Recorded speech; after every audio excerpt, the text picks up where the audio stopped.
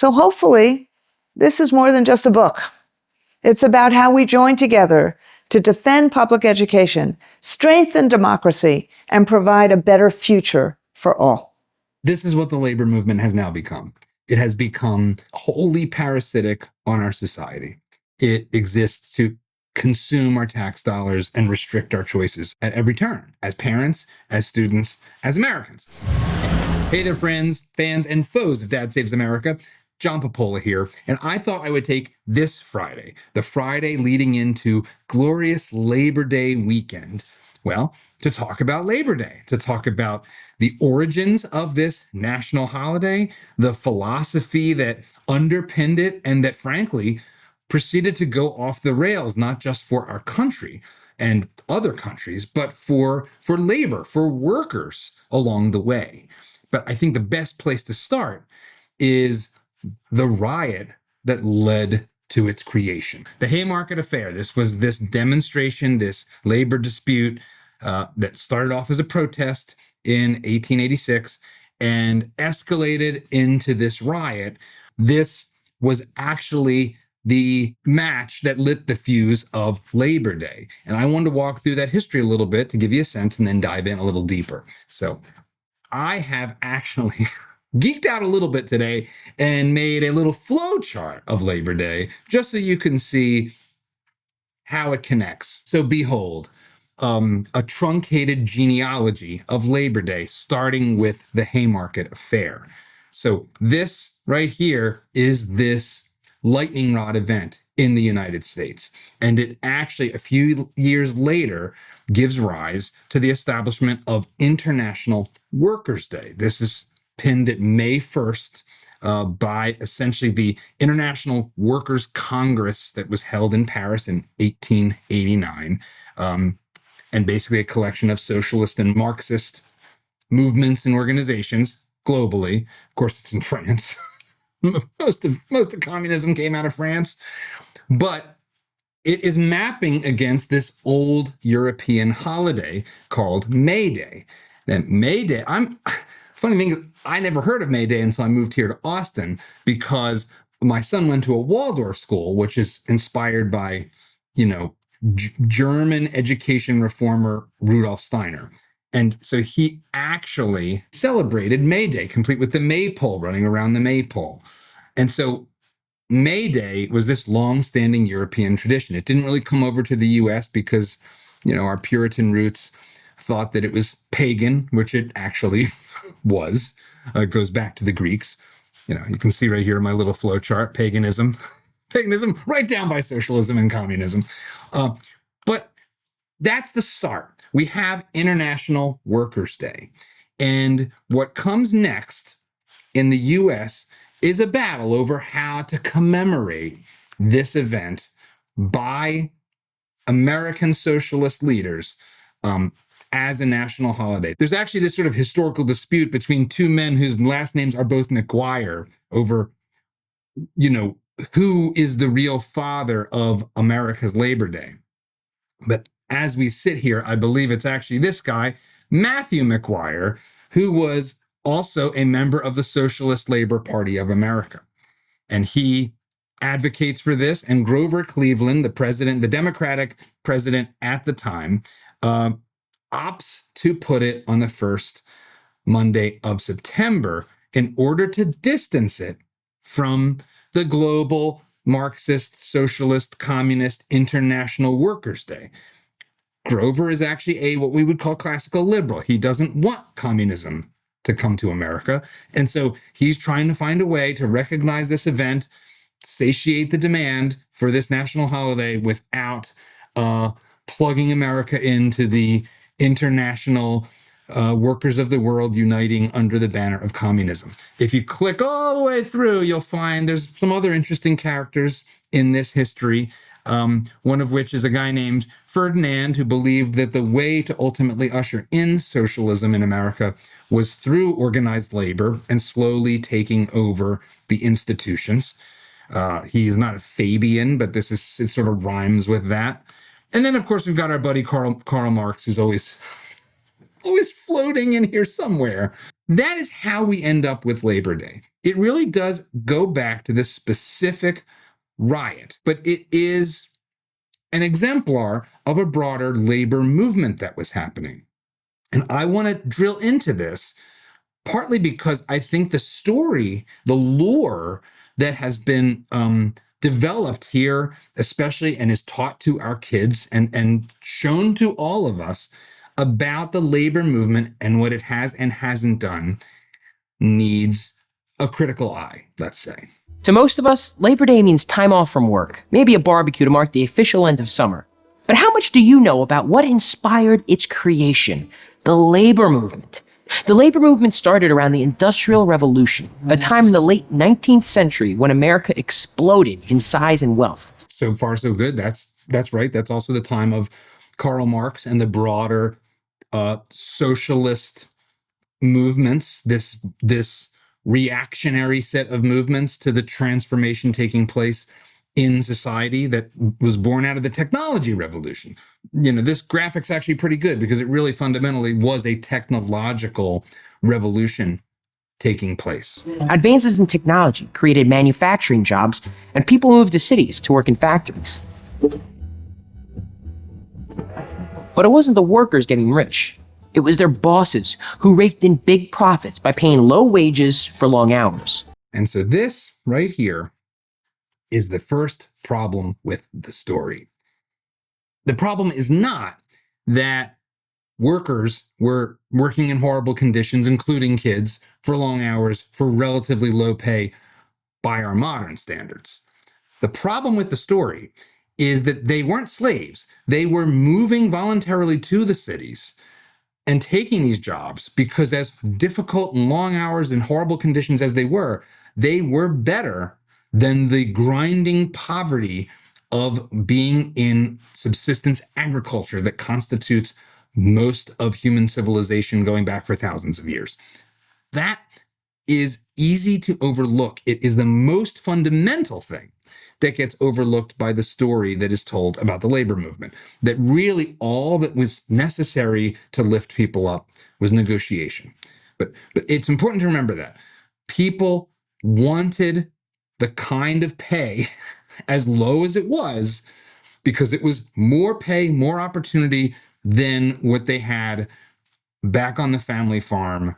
And to this day, farming is one of the most dangerous jobs and occupations you can be in.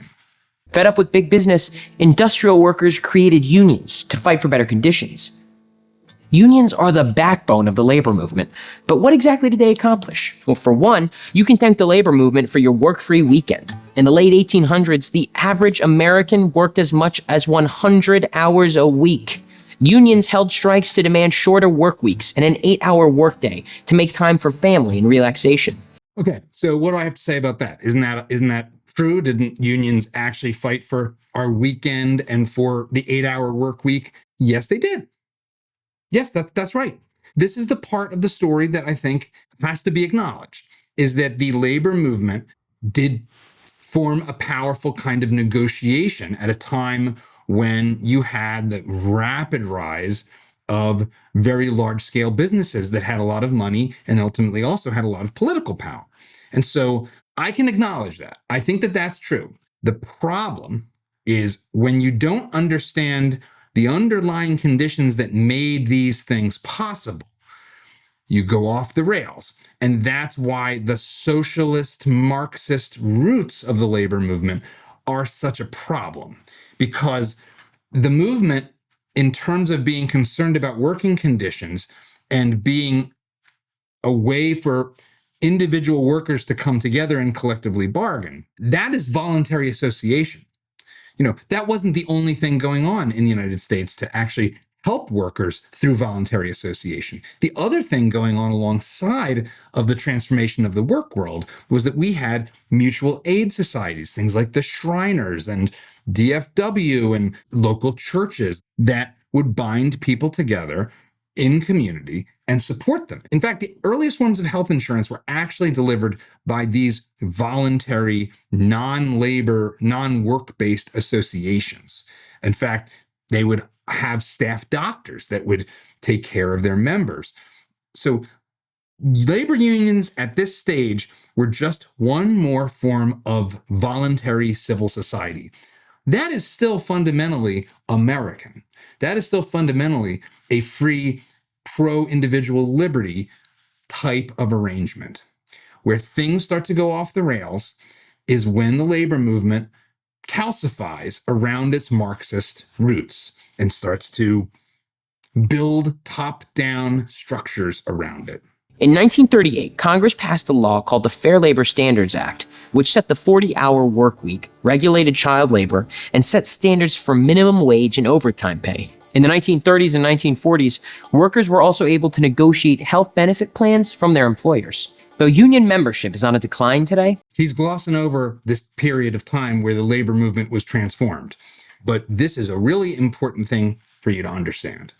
The early stages of the labor movement, socialist inspired as they may have been, were voluntary.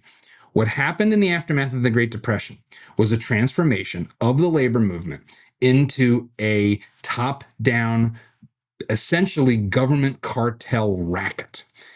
You had the Wagner Act, you had the creation of the National Labor Relations Board, and this superstructure that forced companies to negotiate with only one union and forced all of the employees of the employer to join the union.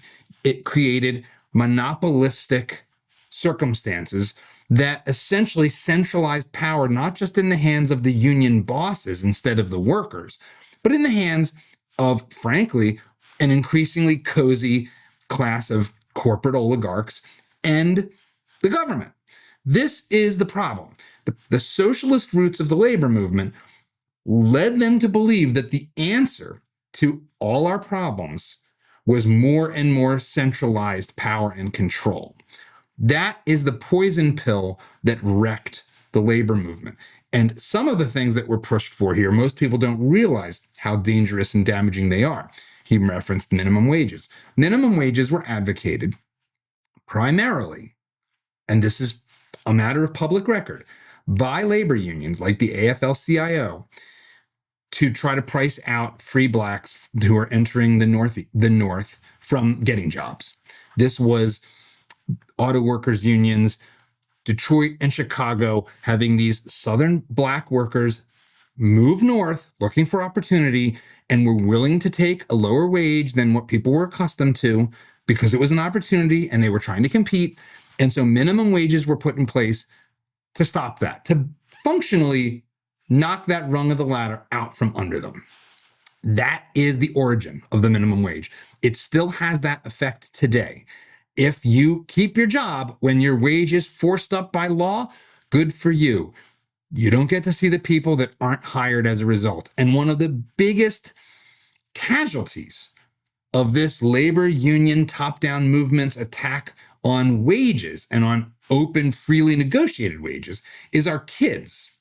Because the increase in the minimum wage has priced most inexperienced workers, namely our kids, from getting jobs. This is why we have seen a dramatic decline in teenage work. And this is bad.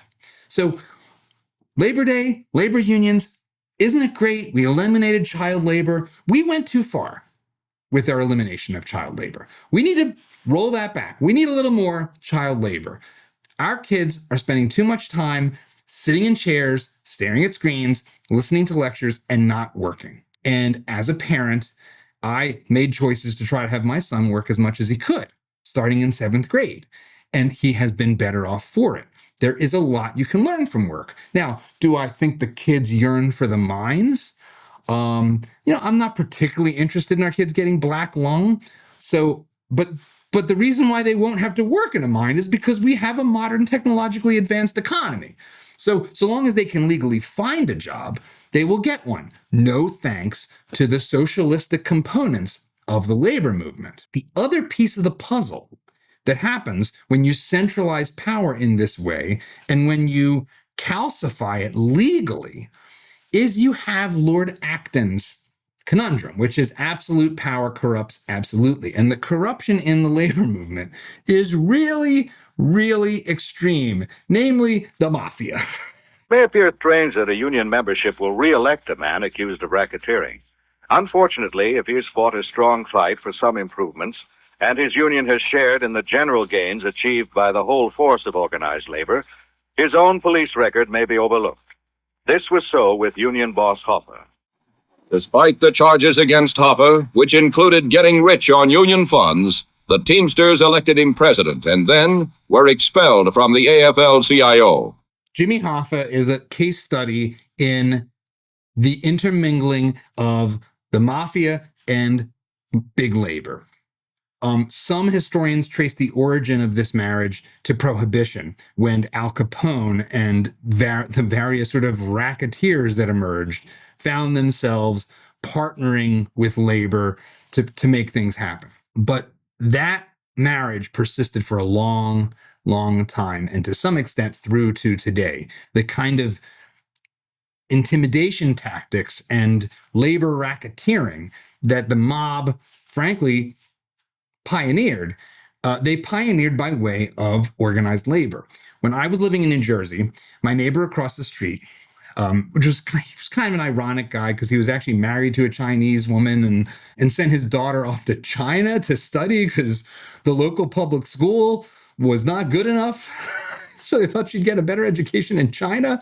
But he was an actual dyed-in-the-wool, deep blue, old-school Democrat and a labor union lawyer. And his claim to fame, and again, we're in northern New Jersey I'm talking about, was cleansing his local union of its mob roots, of its mobster infestation. But this is the problem. Because the fundamental underlying engine of the labor movement was communism, that is a totalitarian worldview. That is a worldview that says everyone should comply. Everyone should be told what to do from the top down, which is very consistent with the kinds of thuggery that we see from guys with mustaches and mafia bosses. And then we come to the present. But before we come to the present, I want to point out a couple other facts of recent history as it pertains to work that I just think are interesting and important to know. And they are data oriented. So if the labor movement started off by trying to reduce the amount of work hours and the number of people working, specifically, children, people who we ultimately today don't want to be in the workforce as a matter of necessity. In a sense, they succeeded, but they were riding this technological transformation that has impacted everyone in the world. And let's just take a look at how things have shaped up when it comes to hours worked. So this is our world in data.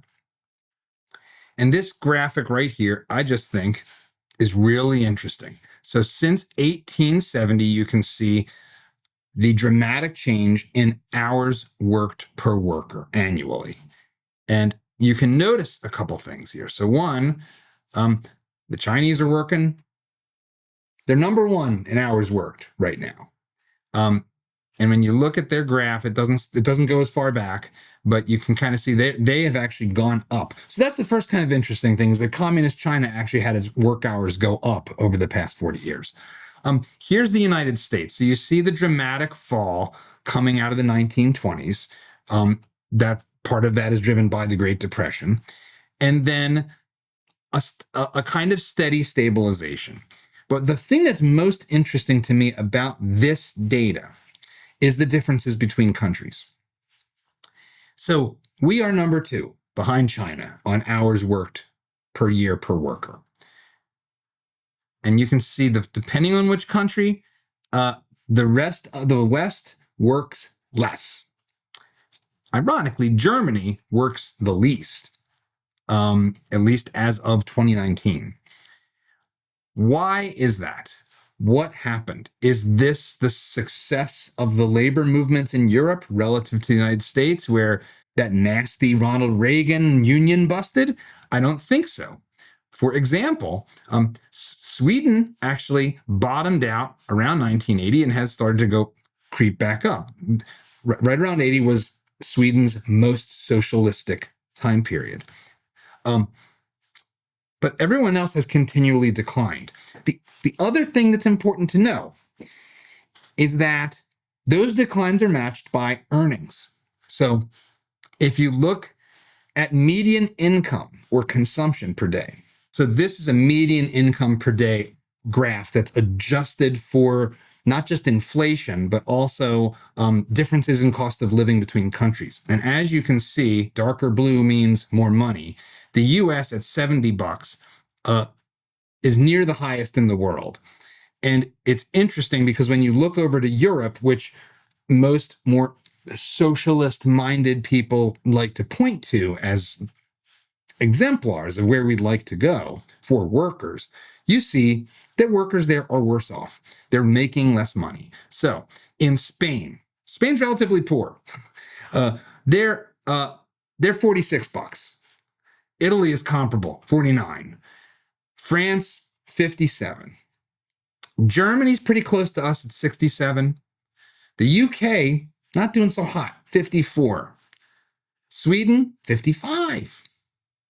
Finland, 56. Norway is basically the Saudi Arabia of Scandinavia, and so they're actually beating us at $75, but they basically pump money out of the ground. They're a petrol state, so they're slightly different than we are on that front. But if you look at this sort of mapped graph, you see we are at the top.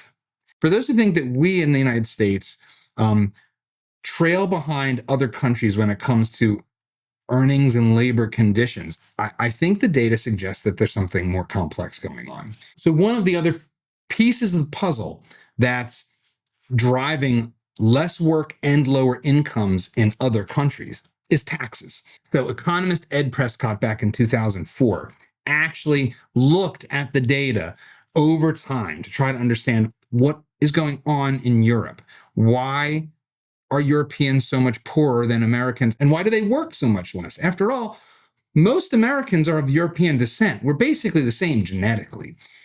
And what he found is that actually, when you go back in time, before the Great Society movement, before the sort of big labor socialist movements really got a foothold in our politics in the West and drove tax rates through the roof, Europeans actually worked more than Americans. Once tax rates got hiked up into the sky to the 70, 80, 90% marginal rates, the kind of tax rates that, frankly, future New York City Mayor Zoran Mamdani and his ilk would like to reimpose on all of us, Europeans simply stopped working. This is the abstract to the paper, and we'll put a link to the whole thing over at dadssavesamerica.com. But he says, the surprising finding is that this marginal tax rate accounts for the predominance of the differences at points in time and the large change in relative labor supply over time.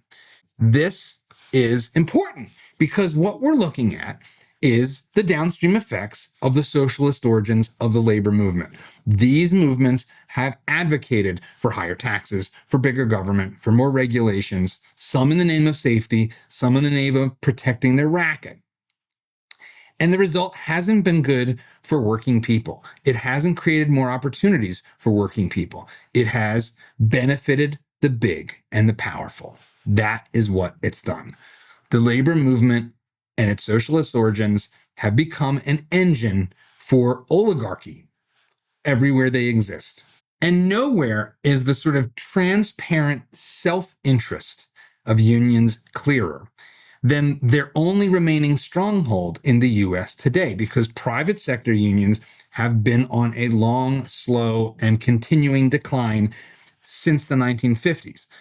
Public sector unions, the penultimate communist enterprise, are all that now really remain, and they are exemplified by none other than Rowdy Randy Weingarten, my favorite punching bag, and an old bag she is.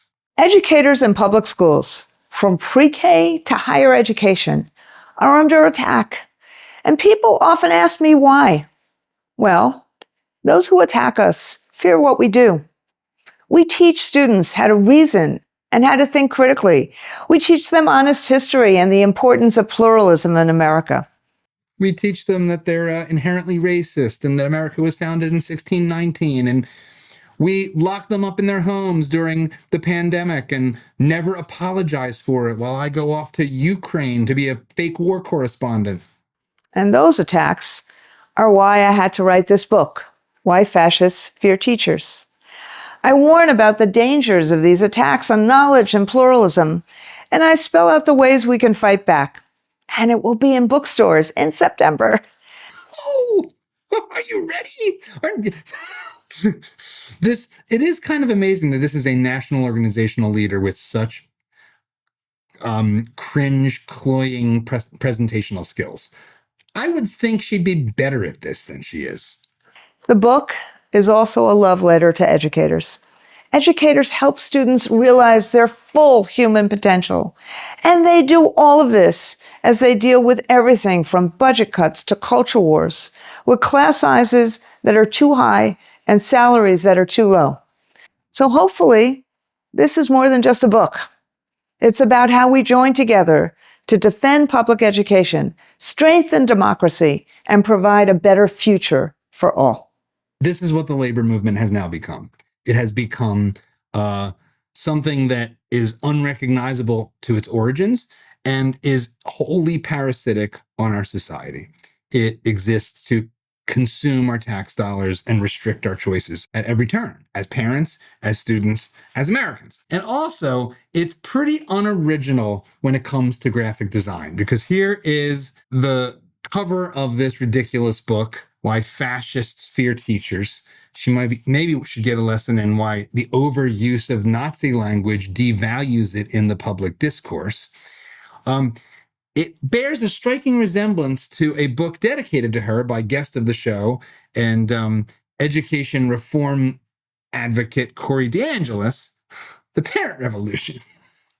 Oh, this one came out last year, and oh, isn't that clever?